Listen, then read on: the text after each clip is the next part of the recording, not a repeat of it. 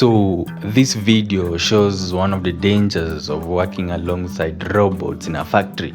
You can see that the robot knocks down the co-worker and it continues to hurt him in the process because it is programmed to do this. This is what it does every day, so it just does the normal way it does it. It doesn't care if it's hurting the person or not.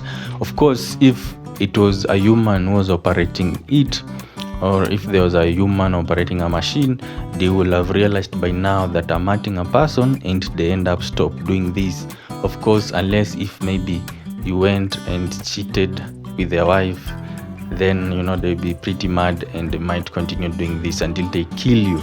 But in the case of a robot, it is just programmed to be that way, so it continues hurting him for a while. And this is a little bit scary. If say it kills a person, who will be held accountable? Will be the person in charge of operations on the floor, or maybe the safety person?